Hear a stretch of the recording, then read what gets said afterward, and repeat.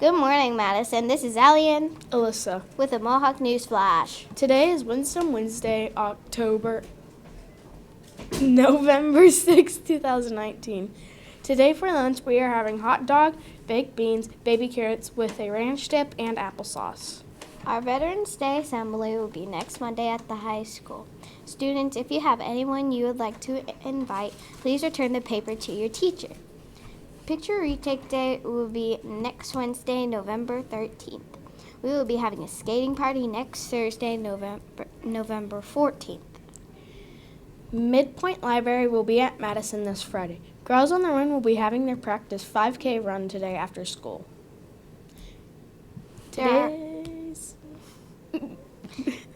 birthdays are there are no kids' birthdays today, but we have two staff birthdays, Miss Gorski and Miss Bono. Sports. The Madison varsity football team lost Friday night to Waynesville 24-21. Good try, Mohawks. The fourth grade football team won the Franklin Fall Classic tournament by beating Franklin 13-6. Way to go, boys.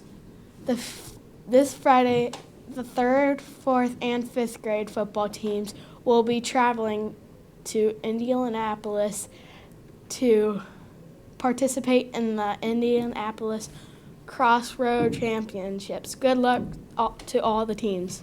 Now let's stand for the pledge.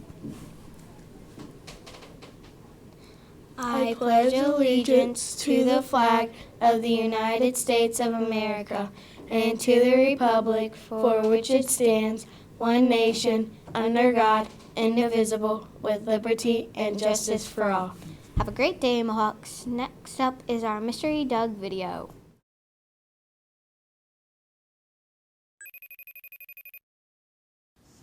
Hi, Doug. Hi, Corbin. I have a question for you.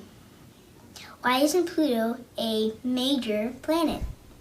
That's a great question. In a previous episode, we talked about how some people got upset, even angry, when scientists decided to remove Pluto from the list of major planets.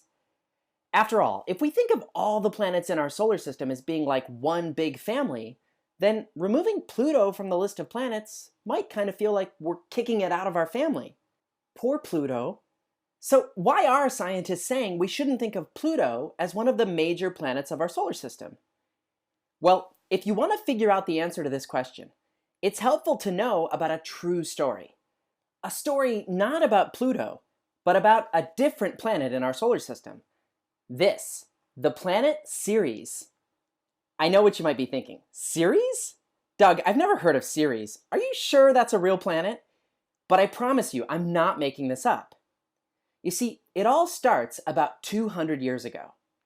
Back then, any child learning about the planets learned most of the same planets you learn about. In school, they all learned the names of Mercury, Venus, Earth, Mars, Jupiter, Saturn, Uranus. Until one day, in the year 1800, an astronomer, a scientist who studies space, was carefully looking through their telescope and discovered a new planet. It was a tiny little planet located in between the planets Mars and Jupiter. The whole world was pretty amazed. Wow, a new planet? That's exciting. It was decided to name this little planet Ceres. And so Ceres got added to the list of planets everyone learned. Mercury, Venus, Earth, Mars, Ceres, Jupiter, Saturn, and so on. Cool. But it gets better. Because you see, the very next year, a different astronomer found another new planet. This one was also located in between the planets Mars and Jupiter. Not too far from Ceres, actually. Wow. And it was also kind of little. It was decided to name this little planet Pallas. And so children in school learned the names of the planets: Mercury, Venus, Earth, Mars, Ceres, Pallas, Jupiter, Saturn, and so on. But wait, because just a few years later, that same astronomer found yet another small planet. And again, this one in between the planets Mars and Jupiter, not too far from our new friends Ceres and Pallas. It was decided to name this planet Vesta. Now, by this point, you can see, if you were learning the names of the planets, that's getting to be a pretty long list. And it kept getting harder and harder to learn because guess what? Just a few years later, another little planet was discovered. And another. Then another. Soon, there were thousands of these little planets being found between Mars and Jupiter. Astronomers realized that with all of these little tiny planets that kept getting discovered, they were dealing with something new, something unusual. Do you know what all these little tiny planets are? Now would be a good time to pause the video and discuss. Okay, you ready? Well, all of these tiny little planets found between the planets of Mars and Jupiter got their own special name. Maybe you've heard of them before. Asteroids. We know today that asteroids are basically giant rocks floating around in space. They are similar to planets in some ways, but they're also much smaller than the other planets, and there's so many of them. Rather than learn all of their names, we simply call this whole area in between Mars and Jupiter the asteroid belt, since when you make a map of it, it kind of looks like the shape of a belt going around the sun. So that's the story, but what does all this have to do with Pluto? Well, you see, many years later, when Pluto was first discovered, it was the farthest planet we'd ever discovered, way, way out at the very far end of the solar system.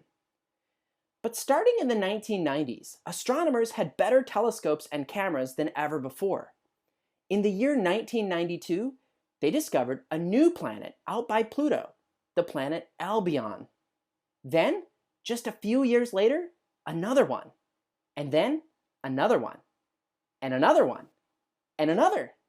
Today, they've found thousands of little tiny planets, similar to Pluto, all of them out there at the very far end of our solar system. You see the similarities to the earlier story?